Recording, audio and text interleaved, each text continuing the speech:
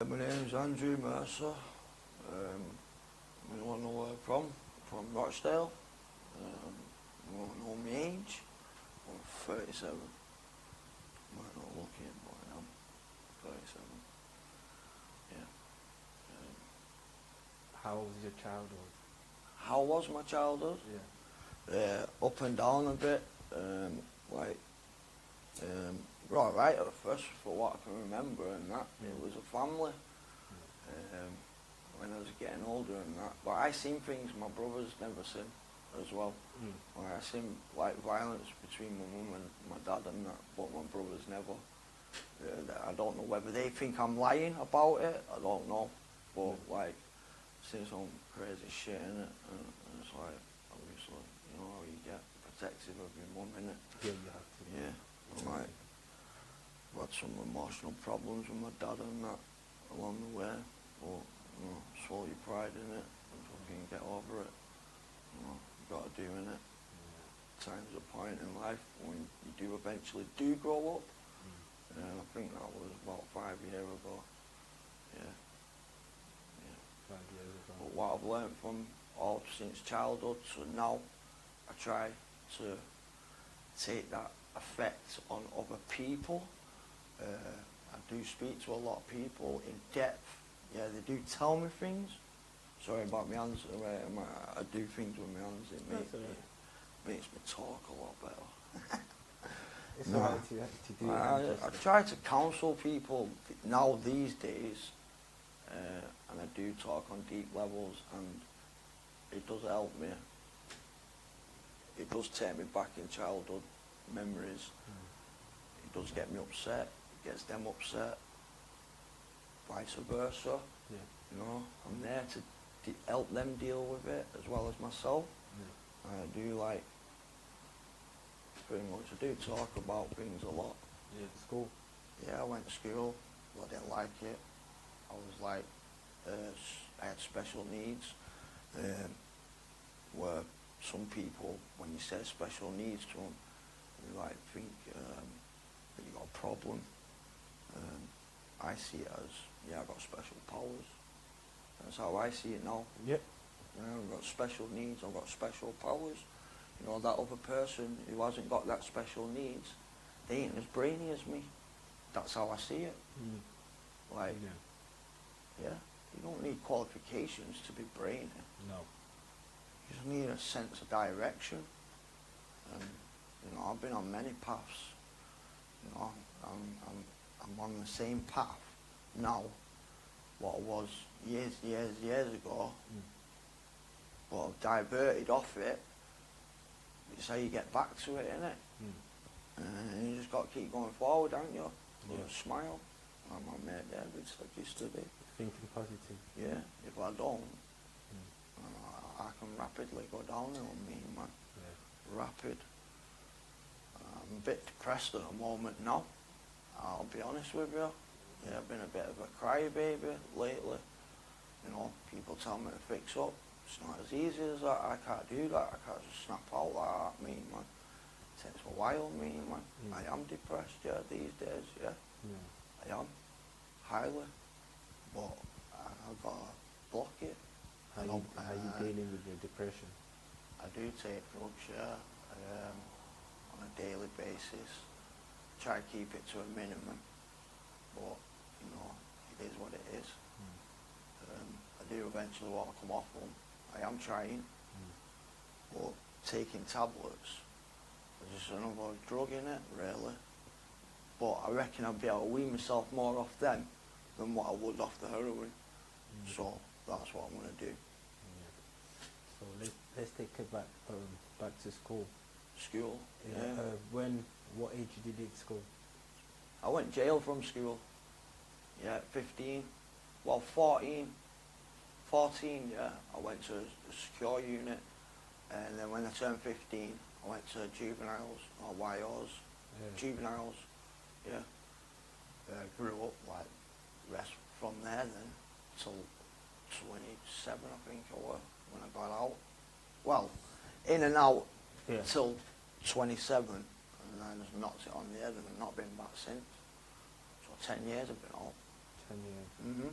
10 years. Have you got a good relationship with your family? I've built one, yeah. Mm. I have built one now. Learn to live and forgive and forget, innit? Not to forgive and forget. Yeah, got to, bro. Mm. Got to. Because it just eat away at you. That's what I learned now. It's just eating more at you. The depression now is just getting through day-to-day living. It's not so much about my family or about, like, it affects me. Say, I walk down the street and someone smiles, I'm happy that they're smiling. If I see them sad, it affects me. Yeah. It hurts me because I feel like I'm just drawn, like their kind of anger or whatever is in them. It's in me now, and I have to walk away and feel sad because they're sad, and then I've got to just get it out quick. Yeah, spit it out, get rid, fuck off, get out of my scene. You know, nothing there to do with me. Stay with them. Yeah, well, I try and get them out of it as well if I can. Yeah. But some people just don't want to, not want to bother, do they? They're just happy with what they are, so you just leave them to it, innit? You know, get on with your day. Yeah. So what age did you start using drugs? About 11, 12 or something. About 11. Yeah, 11, smoke weed. Smoke weed? Yeah, smoke weed. I smoked weed first. How did you smoke your first joint? I did have a joint at first. I had a bucket. What do you mean a bucket? A bucket, man, a 3 litre cider bottle. Chop it in half. Put gauze on the top of it. Put water in the bucket, and then put your weed on it. Light it, and pull it up. And as you're pulling it up, you're sucking like all the fumes out of the cannabis, and then it'll go inside the bottle, and then you put your mouth on the top of it and push down on it, and it just shoots straight into. Yeah, I went green. Yeah, spewing my guts up, man. Head in a bush. Yeah. Anything could have happened to me, and I wouldn't have known. Wow. Yeah. How old was you? About 11 when that 11. happened, yeah. And I didn't have it again for a bit, but I didn't know you could smoke it otherwise at that age. I started learning how to roll-ups, smoking. Conked out off a Benson and Hedges cigarette. How did you manage smoking cannabis and going to school? Because you was a child yourself. Yeah. How did no, I didn't smoke it. When I had that bucket, yeah. I didn't smoke it. I had that bucket. I didn't know you could smoke it in a spliff. Yeah, I didn't know that at that age. I thought you could just smoke it like that. I didn't know much about it. It took me a while till I had another one like that. Yeah. Same effect, so I didn't have it like that. And then obviously I was running away from home and things like that at that age. Did your mum find out you were smoking cannabis? I don't know whether she knew that I smoked cannabis at that age, I don't know. But I found some Rizzlers in my dad's pocket, and they were big Rizzler, big blue ones, I remember. And I thought, like, why has he had them? So I challenged my dad and asked him, you smoke weed, you don't you? And like my dad said, yeah. So, like, I smoked solid, like the solid part, resin part, I smoked that. And I knew then, at that age, I was about 13, and I started smoking it, cannabis, smoking it. Yeah, I thought it was highly addictive at one point. I was grafting for it. Yeah, to feed my habit on weed. I was smoking a lot, smoking about 2 ounces a day. Then I started selling it. 2 ounces in a day? Yeah, 2 ounces in a day, mate. That's how much I was smoking. Bad. Or bad on it. Wow. Yeah, I know. Then I started venturing other drugs. Pills. Was you selling it as well? Yeah, selling weed. Yeah. Yeah. Yeah, I fucked up with my brother. Split up with his girlfriend. I remember that day perfectly. I don't know what year it was, but I remember that day my brother fucked me up. I had £5 grand saved, yeah. I had a load of weed, As much as you could think of. Mm. Bare different ones. Yeah. Yeah. Yeah. I make my cakes. I love my cakes. Brownies. I'd still eat them these days. Peng. I can do it. Yeah. Yeah. My brain's a bit mad these days. Yeah. So your brother just. But my brother works. Yeah. Neil, the youngest, works. He's got his head. Yeah. He's got 2 kids, beautiful kids, Macy and Kieran. Yeah. His missus, Michaela. My brother, man, bloody hell, he paid 50 grand for a car for his missus for her birthday. Yeah. No, I should be like that. That should be me. But I can't see myself with money like that. I would never be able to see myself, and I'd be dead. I'd be dead. Because I know where my money would go, and my money would go on a car. You know, because I ain't got a licence. I'm banned till past test. Being stupid. Stupid antics with cars. Yeah. So for you was addicted to cannabis for how long? For a long time, and I gave up weed me about 2 years ago. Yeah. About 2 years ago, I stopped smoking weed me. Just have it now and then. Yeah. I use it as medication. You know, if I feel too high accelerated, Yeah. and I can't be calmed down, then I'll have a joint. Simming me right down. But I'll just chat you to death. Yeah. Yeah. That's what makes me feel like. Gives me more energy for that particular thing. Yeah. It gives me confidence, don't make me paranoid. It gives me a boost of energy. Yeah. Not lazy, not dopey. It's the day after. I feel weird. Feel moggy and horrible. Have you I tried don't other wanna drugs? take. Have I tried other drugs? Yeah, I have tried other drugs. A lot. So after cannabis, what other drugs did you try? Cannabis, ecstasy, cocaine. I've had LSD, magic mushrooms. I picked my own. I've extracted it myself. I intoxicated about 50 people in Castleton. Yeah, had them all out. Swear, so I had them all everywhere. Hayward Road Park, man, I can remember it to a T. Man, I could remember it to a T. And there's about 50 of us on this park, yeah. We all drinking that on a Friday night and that, yeah. And I got them all magic mushroomed out of the heads. I took 2 big jars. Remember the old Nescafe jars, the glass ones? Yeah. I had them full of magic mushroom brew. Yeah, what I'd made myself. I got caught off my mum making it in the kitchen. Yeah, big thick syrup, man. Just all had like so yay much in a glass. Yeah. Bombed it, mate. And then you're like, you know when it's hitting you, yeah? It sends, like, you know when you just watched a film and something's got you on edge? Yeah. And you feel all your hairs on back of your neck just stood up. Yeah, that's what it does to you at first. And it'll like swivel your stomach around, like you feel hanging, like you want to throw up. Don't throw up, keep it in. Keep it in. Next thing you know, you start hallucinating. Hallucinating. You don't see Mars bars running down the street, do you? Not at all, mate. Not at all. You don't see Mars bars at all. It just enhances whatever you see. See, like I see that there, yeah? I see a million of them. Like a trail of them. Yeah. And you go like that with your hand, you see your hand trail. You can, it's mad, man. I can dance off it as well. I can't dance when I've had that stuff. Oh, mate, it's because I'm like that. And everyone's like, whoa, what's up with his head? But they don't know what I'm on. But yeah, it's mint. It's not scary, like. Nah, no. But if you was on a downer and someone bad vibed like that, it's like a virus, mate. You can't stay around people what are on downers. Yeah, if they're on a downer, sorry mate, deal with it yourself. You have to go, bro. But you will end up going back to that person because you can't get back together.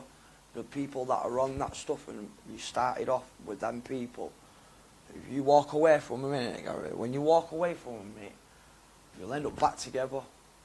because it's like you unified back together. It's like, I don't know, it's like you started off on that drug together, you finished that drug together, but you can't have a bad vibe. You can't have a bad vibe, but you got to stay away from that. Straight people, yeah, good and see you later, swerve. See you in a bit. No, I'm Jonathan, gone, bam, gone. No bad energy. No, you can't have bad energy around LSD, not at all. Yeah, can't. Send you under. I don't really like going under on things. I don't tend to go under. I'm normally happy with me. Put me hood up, dance away, man. Give me a mirror, and I'll dance there all night long. I've done it before, 13 hours straight, just dancing in the mirror like that, just on my own vibe. Yeah. But no one else. Yeah, other people were there. They were all drinking and that, Yeah. arguing as per usual. And there's me, just in my own zone. Yes, dancing away. Yeah. But when it comes to a point where I'm up for 3 days solid, yeah, you can't do it like that, mate. You see my heart pounding like that. I went hospital. Yeah. You seen your heart? Yeah, I see my heart coming out like that, man. Like coming out, you know, like you see on cartoons. Yeah. When the heart's pounding like that, when they're just in a fit, character go past, you know what I mean, innit? It's like mad, you know. It is like that though, it's like you're in a cartoon world. It is. Everything's just bright, everything's got a trail, everything's just nice and wavy, and yeah, you're just floating, just floating. Wow. It does feel good to be on them, but it's the after effects, isn't it? It's to come down. What is the You calm down? have to come down one time. How's the calm down? How do you feel? Horrible. Like shit. Like the world's just ended on top of me, innit? Like, just gone, everything, innit? I don't know. Tired. It's tired, restless, exhausted, like, just feeling low mooded and depressed, really.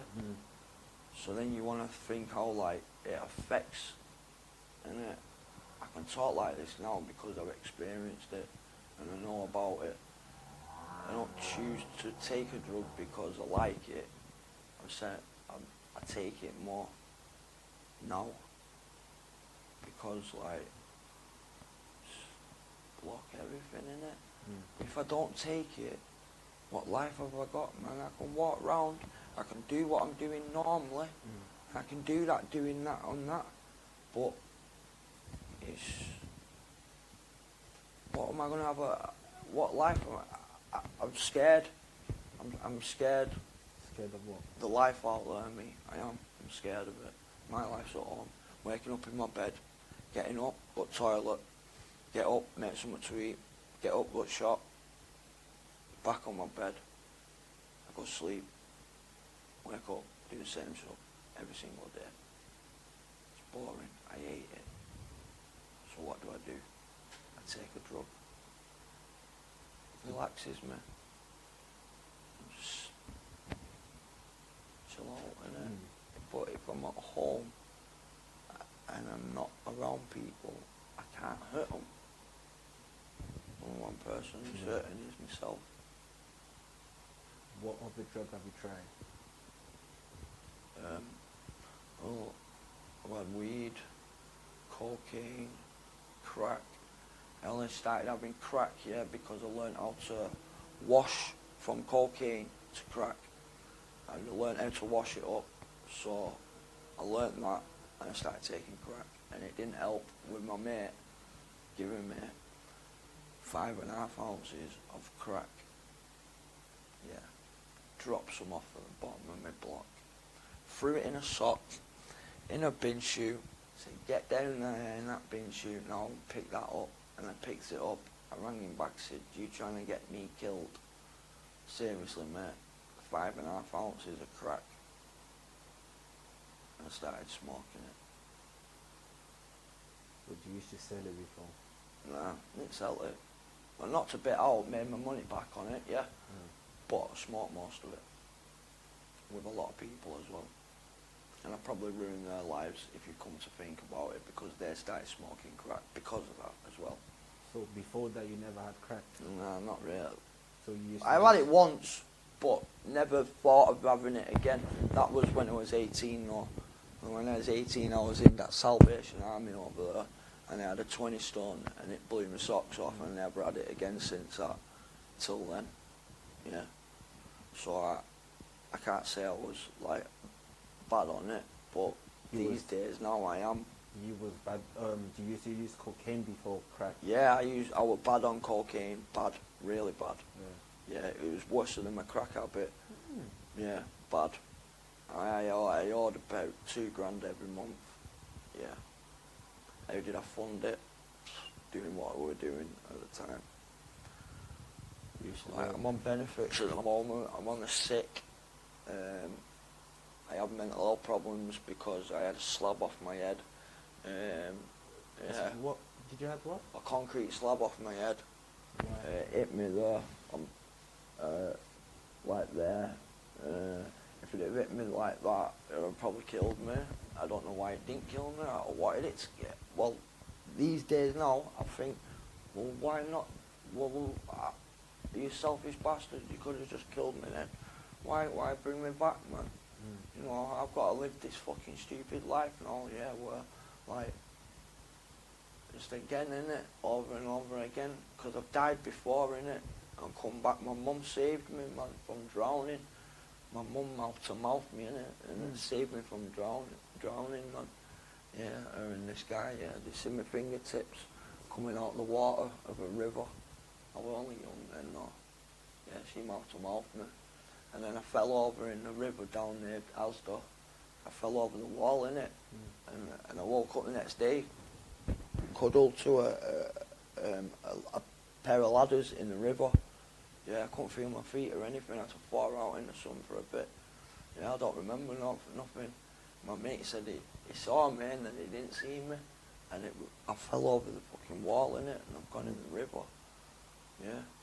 So how much could you say you used to sniff or snoring in snoring? Yeah. What, in a day, mate, I was doing about a quarter for every 2 days. Yeah. That's like 300 quid every 2 days, isn't it? Yeah. What made you change from cocaine to crack? When I learned how to wash it, and I seen what comes off the cocaine and what you stick up your nose is like, you don't know what you're sticking up your nose. It could be anything, from paracetamol to any kind of tablet mixed up with that cocaine. You don't get a full effect. But when you wash it up, it takes all that shit off it, and you're left with a substance where you can smoke it in a different way. Instead of up your nose, you smoke it, and it affects you quicker. But it's not really good for you. No. Because the chemicals that you wash it with ain't that. They're like more toxic for your body, innit? Yeah. They kill you worse than a thing. Yeah. And you're inhaling it. It's not all took out of it properly. Yeah. Unless you know what you're doing. But yeah, the full of getting it out fully is not. I don't know. It's good off it. Then you can rapidly go like downhill and just start feeling paranoid. Like I've got bare pieces of wood behind my door, about 50 pieces of big thick wood like that. And I barricade my door every night. Yeah. Every night I barricade my door every night. But that's due to the drugs. I barricade my door, me with bare planks of wood. I've got crates of wood. You know, I just barricade it. If anyone was to kick that door off and come in, you got a challenge, mate. You got a real bad challenge. You'd be falling over this piece of wood, you'd be falling, then there's pieces sticking out, so you're going to get hurt, you're not going to be able to put your hand up. Yeah, mate, it's just a nice try trying to get to me. Then you'll see a big sock with loads of weights in it, yeah, come smacking over. Mate, you're getting took out, yeah. I'm hurting you, and that's without knives, because I don't like to carry knives. But, yeah. Shit happens sometimes. Shit happens sometimes. Yeah. Doesn't it? Have you ever tried heroin? Yeah, man. I'm on heroin now. Yeah, take heroin now. These days. Yeah, I started taking heroin probably about 2 years ago, but just on and off. They were like, because I smoke too much crack, I can't bring myself down. Don't want to mix with tablets, so I took heroin. A couple of lines here, a couple of lines there, a couple of lines. Now it's ruining my life. Just gonna let it, because I have to feed myself for it now. So like I have to wake up every morning and want that, and it's horrible. I have to feel like that. So you need it every day. Yeah, I need it every day. What happens if you don't? And I don't want to go out robbing. I don't want to go out begging. I don't want to do things like that, but I have to sometimes.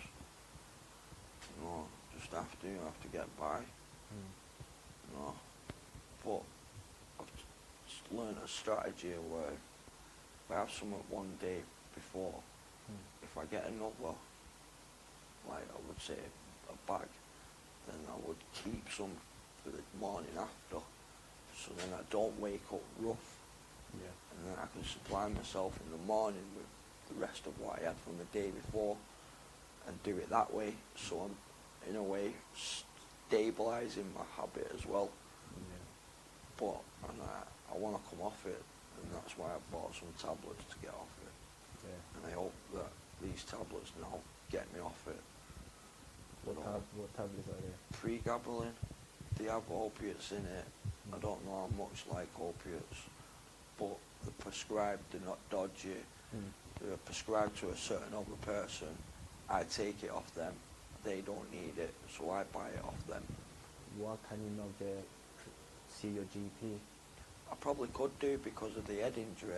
I have nerve damage, so that's what them tablets are for, nerve damage, neuropathic pain. So I probably could do, but because they're addictive, maybe they might not want me on them because I've not been on them. I'm prescribed the medication that I'm on now. I'm prescribed from a psychiatrist. Yeah, for the mental health that I have. I have seizures as well. Yeah, I'm prone to seizures. Yeah. Yeah, did you not know that? No. No. Yeah, I'm on Epilin. Have you ever heard of them? Epilin for epilepsy. Oh. Yeah, but I have them because I have that head injury. I have seizures, a blockage on the brain. You know, I had a fractured skull and a bleed on the brain. Bleeding in the brain? Yeah. I was bleeding on the brain straight away. My blood from my ear and that. So what? I don't know what really happened, mate. I was just walking down the road underneath Ashfield Road. You know, you go underneath the train bridge, and a slab just come flying over, smacked me clean off the head, knocked me clean out. I hit my head off the floor, and I don't remember much then. I woke up in Salford Royal, severe head injury unit. Yeah. I wasn't there that long, man. I was dying to get home, man. I wanted to recover at home. Yeah, when I woke up, I was like, and I just remember my nan in it, when my nan was in the finger. When my nan was in hospital and she had them tubes in her and that. Yeah, it just took me back then. Yeah, it's not nice, man. It's not a nice place. No, because I was saw my nan pass away, innit? Like that. Sorry to hear that. Like, that's alright. My nan like my mum, innit? That's what I see my nan as, my mum. Yeah. My nan was my mum, I'm closest to my nan, yeah. I'm close to my grandma and granddad as well. Yeah, I love my grandma and granddad. They know everything about me. They know what drugs I take, everything. I was honest with them from day one. I was honest with my brother as well from day one. Well, what about your mother? My mum, she just needs to know what she needs to know. Chats. She likes chatting, doesn't she? How's the relationship between you and your mum? I just see her now and then, me. Growing up, did you have a good relationship with her? Not really. Just up and down in it. More so, I was too giddy, me, I think, when I was younger. I was too giddy. And when you're too hype like that, it's like, you notice things like, I just felt like a black sheep of a family. I felt like I don't want to be at home. I don't want to be around them. I wanted to be free, man. Get out there and just be me. And that was me, taking drugs, doing what I want. Like my mate said the other day, like a guinea pig. That's what I felt like. But now I feel like that with the government because they're putting me on medication to calm me down. Well, why can I not use a recreational drug, like maybe smoke a joint? Maybe that can calm me down and do me more better than what you're doing when you're slapping a drug in me. Yeah, you just mongified me out, man. Like, what is that about how you want me to be my rest of my life? Cabbage to my bed. They're making me be like that. Yeah. Wow. You've been through a tough time, man. Yeah, man. We all go through it though, don't we? So, how's your drug addiction affected your relationship with your family? I don't really know, because I don't really speak to them about it. It's not for them to know about things like that. Like, obviously my dad knows I'm taking something, but my dad smokes weed, he drinks, and drinking and smoking is the biggest killer going. Yeah? Yeah. He smokes a bit of cannabis, yeah, when he's having a barbecue in the back garden and chilling with the people on the street and that. Well, what's wrong in that? I don't see no damage. My doctor thinks that weed is helping me. He thinks weed helps me. That's what I've got my doctor to think like that, because he didn't know a lot of things in the medical side about it, right? And I've taught him a lot. I've shown him what CBD means and all that. How can they sell it on the shelves? They sell it, CBD. So how are they selling CBD when CBD comes off a cannabis plant? So what are they doing? Where are they growing it then? The government. You get me? Yeah. And I've been told about a lot of things like Hempstead, yeah? It's got a government fucking unit armed up by army people, yeah, and it's got bare cannabis plants in it, yeah? Medical cannabis. They sell it on the streets. The government do. Yeah, I'm on them, little bastards. I'm telling you, mate. I'm on them. I'm on them. I want medical cannabis myself. Yeah, innit? Yeah. Still got THC on the cannabis. The medical cannabis, that does not mean, oh, if that's medical and that's cannabis, what makes it right and what makes it not right? It's not meant to be on the street, is it? So why would it be on? You get me? I don't get it. I really do not get it. It either affects or you don't. It just depends on that person. If you've got very mental health, psychotic problems, then I'd advise you not to take weed. Yeah. Or anything what can send your head loopy. Yeah. I wouldn't advise you to do any drug like, but just don't go weird. Cannabis is probably. Do you think other people abuse cannabis? Yeah. That's where the government comes. Yeah. You know. Yeah, because it gives you problems then. When you abuse it, it will abuse you. That's how I see it. If you sedate yourself with it and medical like use it, don't abuse it, it won't abuse you. That's how I see it. You abuse a drug, it'll abuse you. Simple as that. Yeah. You like spice? The government made it I hate legal. spice. Have you ever tried spice? No, I never. I've had one drag of it. Yeah, and I held chair like that, and I fought it, mate. I'm stood there, yeah, and I knew who that person was. I was like, sit there, wait, and I was holding it like that for the life of it, mate. It felt like gravity was pulling me, sucking me in, mate. Right? Odd, weird feelings. They all just went boom and evaporated out of my sight, yeah, and I'm like, it's like your life's just ended. And I sat at me, I swear that me. No, not me. Not me, never again in my life, ever. I won't do it.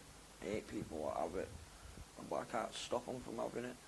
But if I have a bag of sweets, yeah, this is what I do. I walk around with candy like bags of sweets, yeah, and I'll give it them.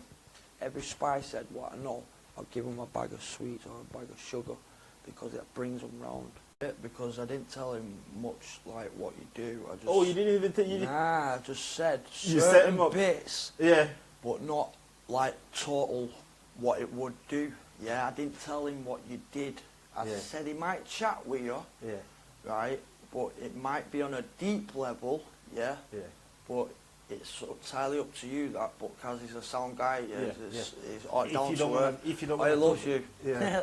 He wants to see you again. Yeah. Yeah. If you don't want to talk about certain things, you don't have to. Yeah, talk I about told him that. Like you say, all this is about awareness. Like I say I to you. told him that, but I didn't tell him Yeah. awareness to what is gonna happen.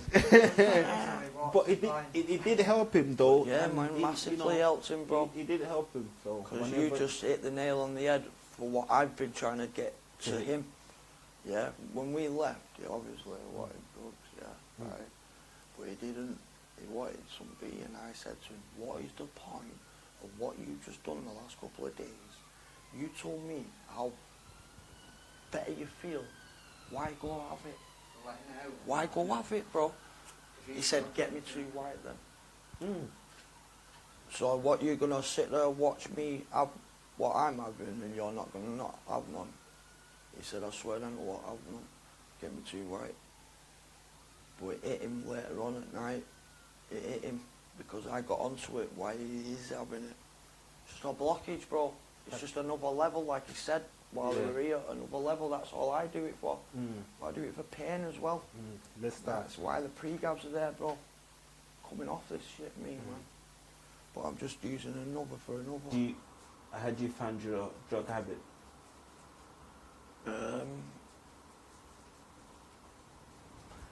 Stable, but sometimes it can be out of control. And then that creates another wormhole of unstableness. And to get back to where I am, or want to be, then I don't know. It's hard. It's hard. But I just lock myself away. It's easy. Stay out of people's way. Can't be hurt. They can't hurt me. Stay out of the way, innit? I still seem to get blamed for things that I don't do. Like the other day when I got jumped. I got jumped by about 7 Asian lads outside the shop, trying to blame me for something I've not done. Just because I've been seen on camera walking down a certain street. So what? What does that mean to you? It doesn't mean nothing to them. To me, it does. Because it's like I'm trying to prove my point here. You know what I mean? Just so what if I've been seen on camera walking down the street and we can't pinpoint that on me, and it might even not be me. I haven't seen this camera evidence. All I know is that I got jumps in it. So that made me carry a blade the next day. Well, then I threw it down the bin chute. I thought, no. So then I got a sock instead. With a rock in it, yeah. Obviously, but well, I don't want to walk around like that, do I? People provoke it, man. Make you do things. Sometimes you can't control it. You've got to. Because what if it happens next time? I get a smack on my head or something. It could kill me. So I've got to protect myself in a mad way, innit? Yeah.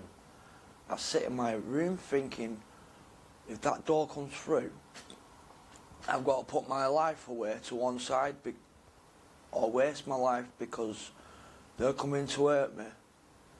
Why? I don't know why. I don't go out, so I don't know why. It's like living a prison life inside my house all the time. That's how I live. It's just jail. That's all I see it as. Yeah, but I like my plants, me. I like grow things. I like vegetables. So I kind of like grow my. I've got loads of my plants at home. Yeah, strawberries in my house and everything.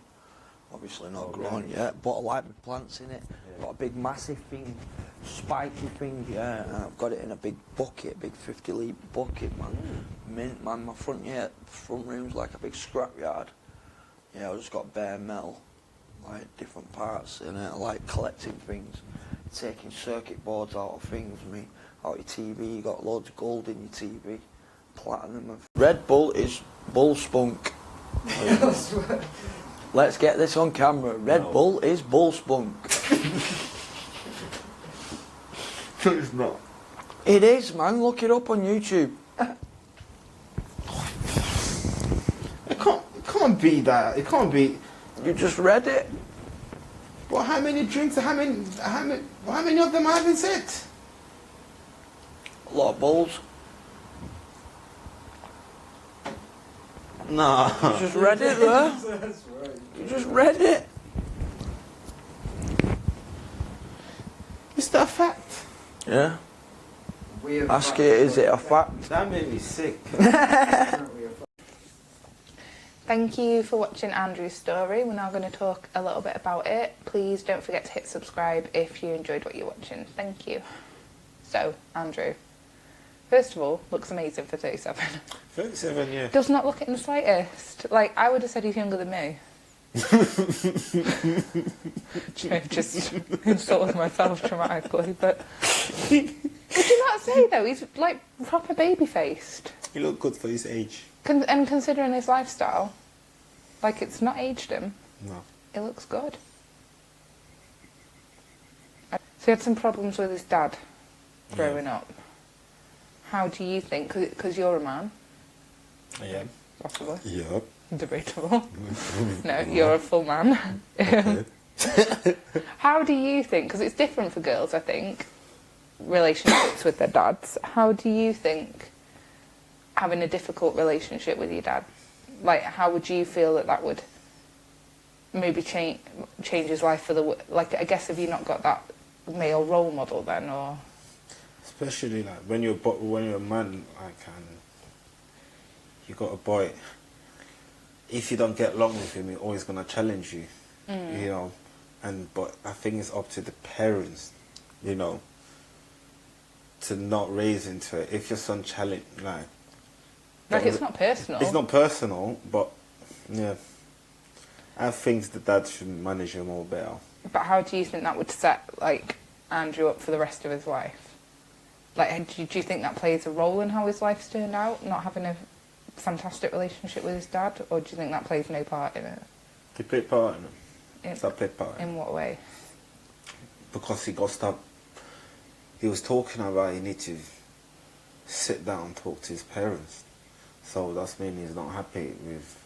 He got some stuff deep inside him. He need to talk to them about it. And. But do you feel like if his dad, if they'd gotten better and he'd had his dad as more of a role model, do you think he would have taken this path necessarily? You never know, do you? You never know. No. You never know. But I definitely, like, I'm not, like, because obviously there's plenty of people with no dads or absent fathers that don't have problems and lead very successful lives, but I definitely don't think it can help you. Like, it's never an advantage, is it? Like, for him, No, it's never not. an advantage. It's not. For anyone? No. Well, no. No, for no one. Yep.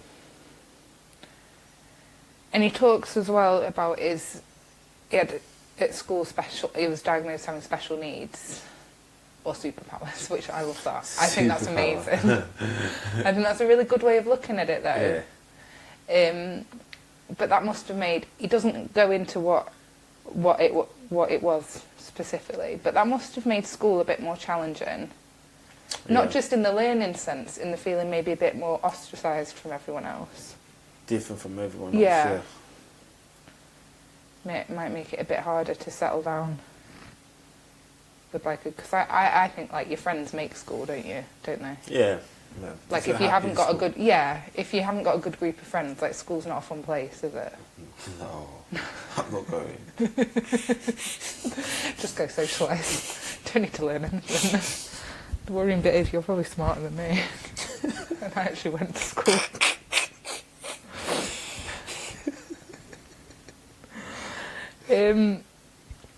He does make a valid point, though. I've got a hair in my mouth. You don't need qualifications to be brainy.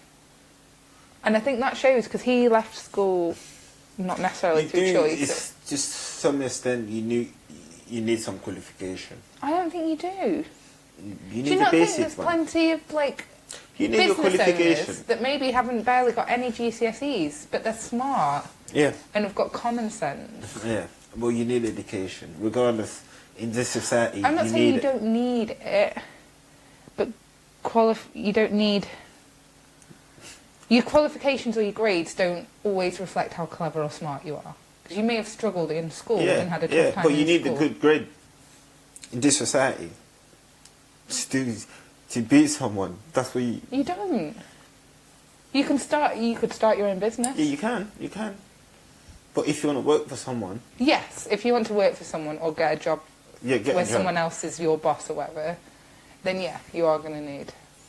If you want to be a doctor, you need a qualification. Well, yeah, I'd hope so. I don't want to go to a doctor that's not a qualification. So you need education. I'm not saying you end up with those Turkish boob jobs.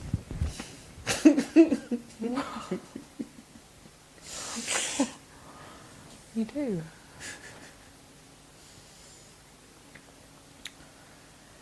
And he talks in the beginning a lot about how his depression and how that makes him feel, and how he finds it really unhelpful when people just are like fix up. And he's like, it's not that easy. And I think that's a really important point to make, because a lot of people, like if your friend says, oh, like I'm feeling down, or a lot of them are just like, look, life will get better, like positive thinking, and it's not that easy. Yeah. But I don't think it's the friend's fault, because No. they don't understand. But No. only thing they're trying to do is trying to get you up, like trying to make you They're happy. trying their best Yeah, to help, but not realising don't really that what they're understand, saying yeah. isn't actually helpful. But like, I thought it was really nice that, or really, maybe nice is the wrong word. Like how he opened up to the camera about the depression and how it makes him feel. Like Yeah. that must take a lot, especially when there's like a big stigma, isn't there, around mental health. Like I feel like it's getting better, but there is still, people judge mental health, don't Yeah. they? Because it's an illness they can't see. People are always going to judge. Yeah, and I do feel like it's getting less. Yeah. As in, I feel like people are a lot more understanding about mental health conditions now. But they can really sort of rule people's lives, can't they? Yeah. Like it can really Especially dictate. if you don't understand it, but if you don't know, if you're not educated about it. No.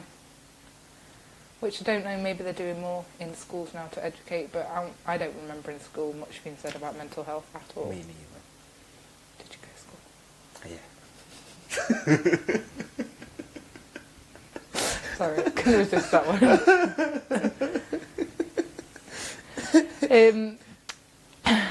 So he talks about going to... Oh, you're going to have to help me with this one.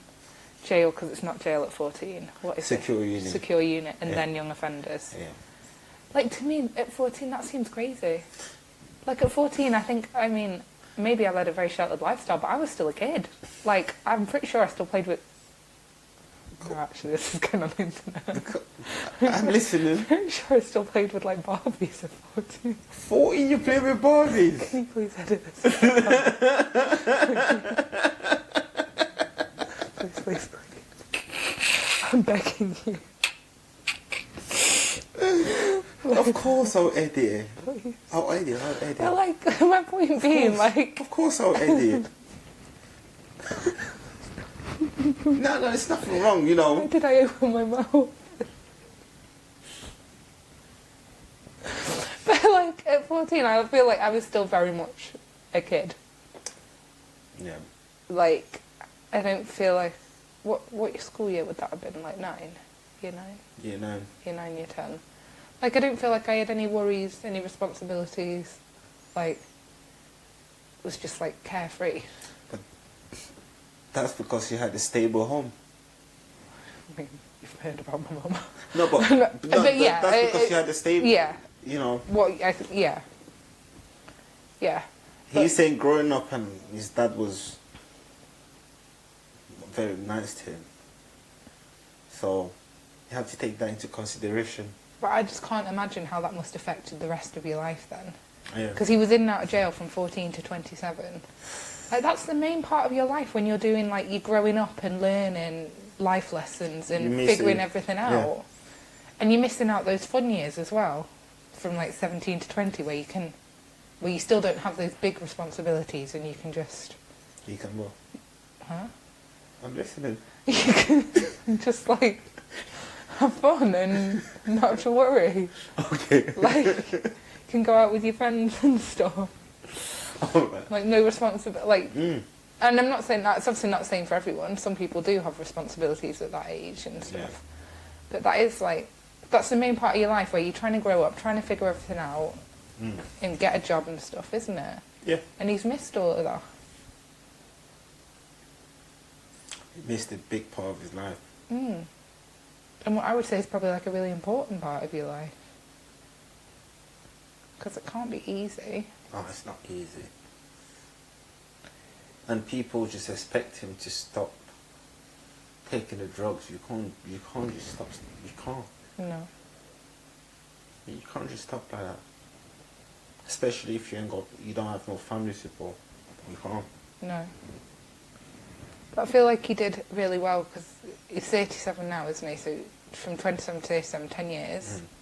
he's been out of trouble. Like, obviously he's still involved in the drugs and stuff, but he's been out of trouble. Which I think is that's a massive achievement. Yeah. And I hope he realises like how well he's done doing that. So he was in and out of jail from 14 to 27. Yeah. I think we need to recognise how well he's done because he's now 37, so he's been out of jail, out of trouble for 10 years. That's a long Like, that's a time. massive achievement, Mm. especially when you've spent, what, like 13 years 13 years. being That's a in and long- out of trouble. Like, That's a long time. yeah. What do you think the factors are in that? Do you think, like, prison helped? Personally, I think prison helped him. Because if he wasn't in prison, probably would be prison saved him from the drugs. That's what I think. But he's still on the drugs. Um, He's still on the drugs. but probably would have started sooner. Because he was not on drug when he was in prison. But he was in and out from 14 to 27. Like, he wasn't in from 14 to 27. In and out. In and out. Because he said himself he first tried crack at 18. So, I think probably the drugs, probably some. Like, it'll have slowed it down, definitely, won't it? But if he's been in and out, that's been probably some of the crime now. Maybe the drug caused, maybe the drug caused it. Possibly. But he's still done really well for the last 10 years to stay Decade. out. 100%. So he first started smoking weed at age 11, which to me is just far too young. I don't know, am I showing my age there? Like 11. 11, yeah, he's still a baby. Yeah. Still a baby. And he smoked it in the weirdest way that I've never even heard of, because he didn't know how to, he didn't even know that you could smoke it in a spliff. If he's seen his dad doing it, No, because after this, so he'd done that at 11, and I think it put him off for a bit, hadn't it? He threw up after, and it wasn't very nice. But after, he found Rizzler in his dad's pocket and spoke to his dad, so he didn't know before this first time. He didn't know at the first time about his dad smoking. He knew after when he found large Rizzler and spoke to him about it. But whether that then encouraged him to try it again, I don't know. Because it almost like it normalises it a bit, doesn't it? yeah. Like if you see your parents doing stuff, like your mum or your dad doing stuff when you're grown up, like that almost then becomes like it's normal to you, isn't it? Normal. But I think he got quite heavily addicted, didn't he? At 13 he started smoking weed like properly and got so heavily addicted that he was dealing Dealing with in 13. order to fund his habit of smoking. Because I guess at 13, like, it's not like you can't go get a job, can you? No, you What can't. other way have you got of funding your habit apart from stealing? But where was the parents?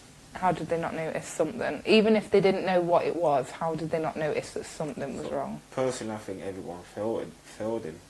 Because at 13 you're a kid, you're vulnerable. You can't make decisions really. Like, you don't know how they're going to affect the rest of your life. It was the teacher, social workers.